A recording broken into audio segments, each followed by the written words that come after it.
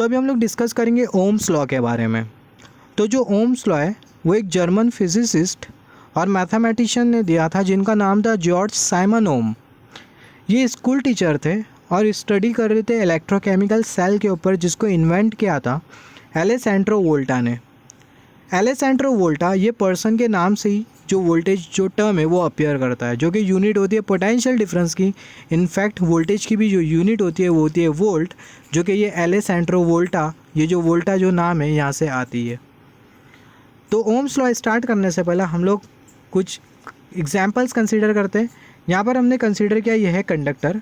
ये कंडक्टर के अक्रॉस हमने प्रोवाइड किया पोटेंशियल डिफरेंस V, जिसके वजह से कंडक्टर का ये वाला जो टर्मिनल होगा वो हायर पोटेंशियल पे आ जाएगा, कंडक्टर का ये वाला टर्मिनल लोअर पोटेंशियल पे आ जाएगा, जिसके वजह से बनेंगी electric field of lines higher potential से लोअर पोटेंशियल की तरफ। इलेक्ट्रिक फील्ड की वजह से बनेगा इलेक्ट्रोस्टैटिक फोर्स।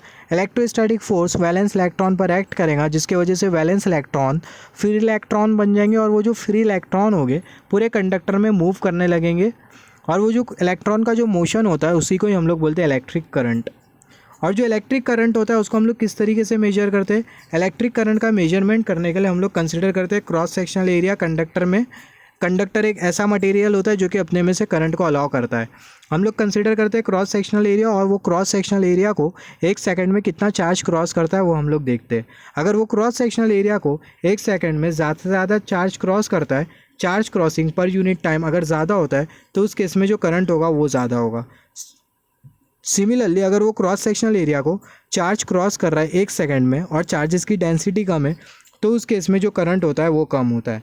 तो जो करंट होता है वो बराबर में होता है charge cross divided by unit time. तो यहाँ पर अगर हम लोग देखें, यहाँ पर हमने प्रोवाइड किया पोटेंशियल डिफरेंस। ये पोटेंशियल डिफरेंस की वजह से बनेंगे इलेक्ट्रिक फील्ड, इलेक्ट्रिक फील्ड की वजह से बनेगा इलेक्ट्रोस्टैटिक फोर्स, और चार्जेस का फ्लो होगा ये कंडक्टर में। ये सेम फिगर को हमने यहाँ पर कंसीडर किया, और ये जो पोटेंशियल डिफरेंस हमने जो प्रोवाइड किया था, पोटेंशियल डिफरेंस को हमने माना V1 potential difference. V1 potential difference की वजह से सर्किट में, मतलब ये कंडक्टर में जो करंट फ्लो हो रहा है वो है I1 करंट। अभी हम लोग क्या करेंगे, ये जो पोटेंशियल डिफरेंस हमने जो प्रोवाइड किया है अभी इसके मैग्नीट्यूड को हम लोग कर देंगे इंक्रीज़। मतलब अभी हम लोग 2-3 बैटरी कनेक्ट कर देंगे ये कंडक्टर के साथ, जो कि हमें ये वाली फिगर इंडिकेट कर रही है। तो ये वाले केस में जो पोटेंशियल डिफरेंस होगा V2, और ये कंडक्टर के अक्रॉस जो इलेक्ट्रिक फील्ड जो क्रिएट होगी उसका जो मैग्नीट्यूड होगा वो ज़्यादा होगा। इलेक्ट्रिक फील्ड ज़्यादा होने की वजह से इलेक्ट्रोस्टैटिक फोर्स ज़्यादा होगा।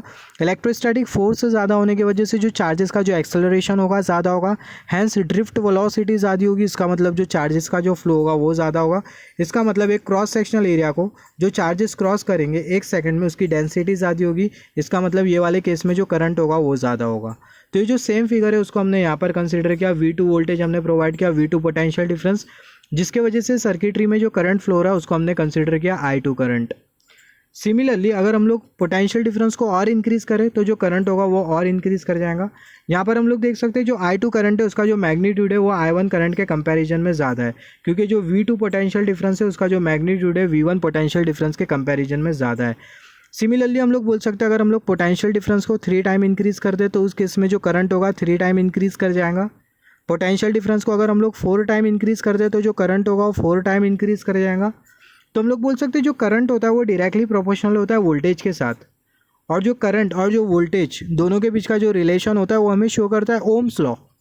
तो जो करंट होता है वो डायरेक्टली प्रोपोर्शनल होता है वोल्टेज के साथ। अगर हम लोग ये प्रोपोर्शनलिटी साइन को अगर हम लोग हटाए, जैसे कि हमने डिस्कस किया जो करंट होता है वो डायरेक्टली प्रोपोर्शनल होता है वोल्टेज के साथ। अगर हम लोग ये प्रोपोर्शनलिटी साइन को हटाए तो यहाँ पर हमें कंसीडर करना होगा कांस्टेंट ऑफ प्रोपोर्शनलिटी, और वो जो कांस्टेंट ऑफ प्रोपोर्शनलिटी होता है उसको हम लोग बोलते हैं रेजिस्टेंस ऑफ द मटेरियल, जिसको हम लोग शो करते हैं कैपिटल लेटर R से।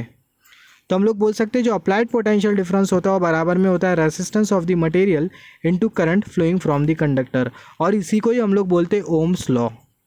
यहाँ पर ओम्स लॉ ख़त्म नहीं होता है। अभी अगर हम लोग देखें ये जो V जो कि इक्वेशन में अपीयर कर रहा है, ये जो V होता है इसको हम लोग बोलते हैं कांस्टेंट पोटेंशियल डिफरेंस। ये जो V होता है ये होता है कांस्टेंट पोटेंशियल डिफरेंस। हम लोग देख सकते हैं जो V होता है वो होता है constant in the equation of the Ohm's law. तो अगर ये V अगर कांस्टेंट होता है तो उस केस में ये जो R और जो I दोनों का जो प्रोडक्ट है वो भी कांस्टेंट होना चाहिए।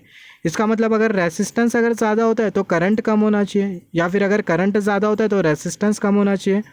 रेजिस्टेंस से ज़्यादा होता है तो करंट कम होना चाहिए, या फिर अगर करंट ज़्यादा होता है तो उस केस में रेसिस्टेंस कम होना चाहिए, क्योंकि दोनों का जो प्रोडक्ट है वो कांस्टेंट होना चाहिए, क्योंकि जो अप्लाइड पोटेंशियल डिफरेंस है वो कांस्टेंट है। मतलब फॉर एग्जांपल यहाँ पर हमने कंसिडर किया 2 एग्जांपल। यहाँ पर हमने कंसिडर किया ये पहला वाला कंडक्टर और यहाँ पर हमने कंसिडर किया दूसरा वाला कंडक्टर। दोनों के अक्रॉस हमने सेम पोटेंशियल डिफरेंस प्रोवाइड किया। इसके अक्रॉस भी हमने वी पोटेंशियल डिफरेंस प्रोवाइड किया और इसके अक्रॉस भी हमने वी पोटेंशियल डिफरेंस प्रोवाइड किया। यहाँ पर बहुत हद तक की क्लियर है, ये वाले कंडक्टर की जो लेंथ है वो ज़्यादा है और ये वाले कंडक्टर की जो लेंथ है वो कम है। हम लोग क्लियरली देख सकते हैं फिगर में। तो यहाँ पर अगर हम लोग देखें ये वाले कंडक्टर में जो रेसिस्टेंस होगा उसको हम लोग कंसीडर कर लेते हैं R1 और जो करंट होगा वो होगा I1।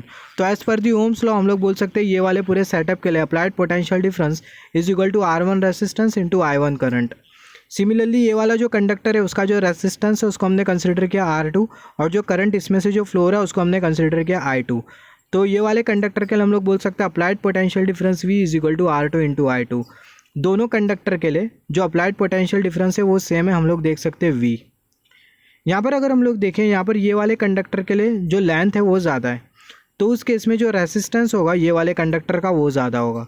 तो हम लोग बोल सकते हैं ये वाले केस के लिए R2 इंटू I2, ये वाले केस के लिए जो रेसिस्टेंस होगा वो ज़्यादा होगा, क्योंकि जो लेंथ है वो ज़्यादा है। हमें पता है जो रेसिस्टेंस होता है वो डायरेक्टली प्रोपोर्शनल होता है लेंथ के साथ कंडक्टर के। अगर कंडक्टर की लेंथ अगर ज़्यादा होती है तो उस केस में रेसिस्टेंस ज़्यादा होगा, लेंथ अगर कम होती है तो उस केस में जो रेसिस्टेंस होगा वो कम होगा।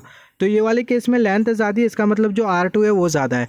R2 ज़्यादा है इसका मतलब जो I2 है करंट वो कम होगा, I2 करंट कम होगा, जिसके वजह से R2 इंटू I2 दोनों का जो प्रोडक्ट होगा वो कांस्टेंट होगा।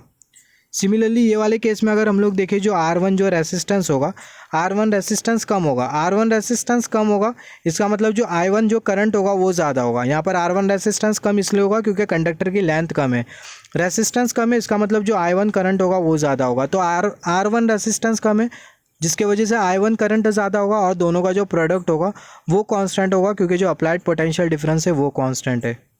तो आई होप हमें कॉन्सेप्ट समझ में आ गया होगा। जो रेसिस्टेंस R2 है वो R1 के कंपैरिजन में ज़्यादा है और जो V पोटेंशियल डिफरेंस है वो है कांस्टेंट, और जो V पोटेंशियल डिफरेंस हमने जो कंसीडर किया है वो है कांस्टेंट। तो जो प्रोडक्ट है R1 और I1 का और जो R2 और जो I2 का वो सेम होना चाहिए due to the constant potential difference. यहाँ पर ये दोनों का जो प्रोडक्ट है वो सेम होना चाहिए सेम पोटेंशियल डिफरेंस के वजह से। तो अगर R2 अगर R1 के कंपैरिजन में अगर ज़्यादा होता है तो जो और करंट I1 ज़्यादा होता है I2 के कंपैरिजन में, तो यहाँ पर अगर हम लोग देखें जो R2 होगा, just wait for a second जी कर्सर काम नहीं कर रहा है प्रॉपरली।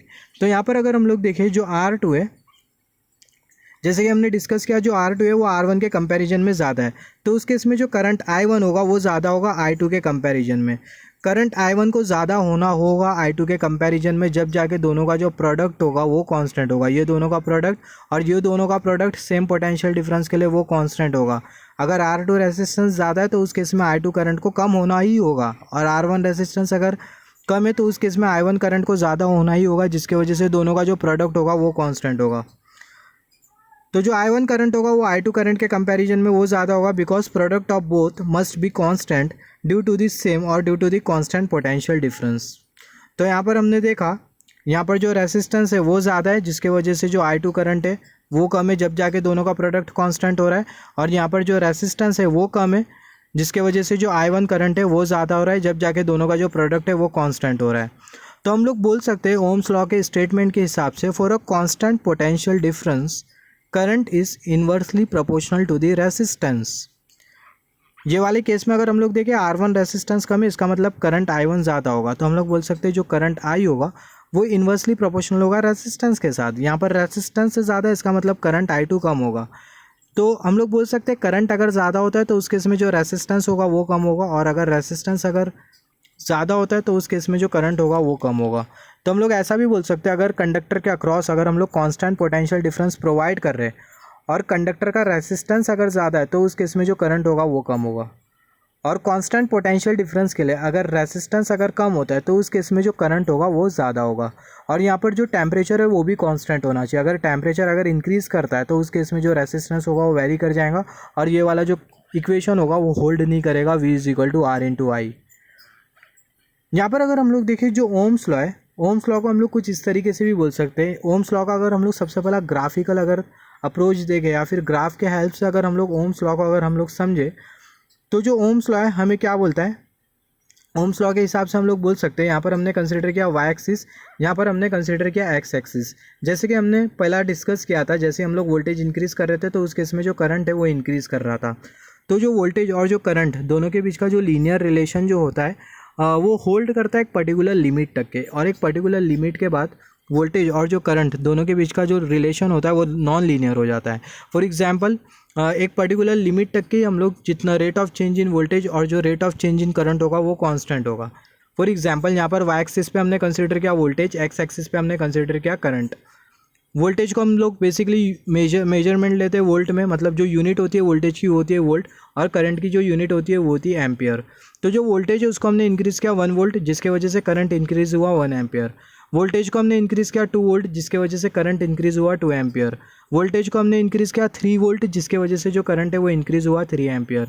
तो हम लोग बोल सकते हैं जो वोल्टेज और जो करंट दोनों के बीच का जो रिलेशन है वो है linear. Rate of change in current with respect to rate of change in voltage ये कांस्टेंट है, दोनों का जो रेशियो है वो है कांस्टेंट। जिस रेट से हम लोग वोल्टेज को इंक्रीज़ कर रहे हैं उस रेट से भी जो करंट है वो इंक्रीज़ कर रहा है।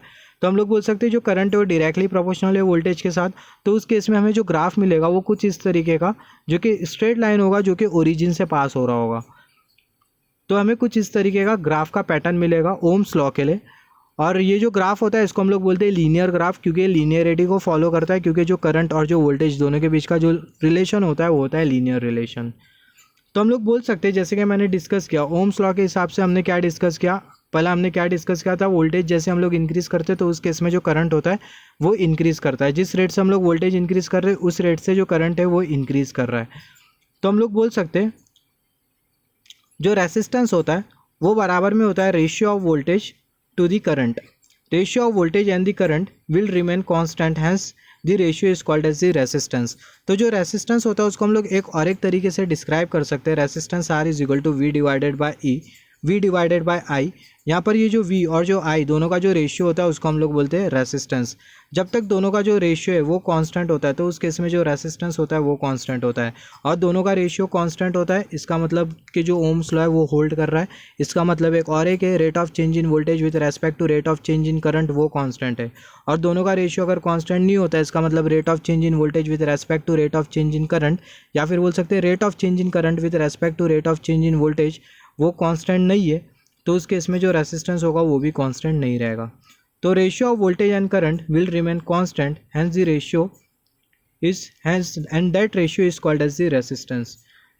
तो जो रेसिस्टेंस होता है उसको हम लोग बोलते हैं ratio of the voltage and current. Resistance को हम लोग कुछ इस तरीके से भी डिस्क्राइब कर सकते हैं। रेसिस्टेंस को डिस्क्राइब करने के बहुत सारे तरीके होते हैं।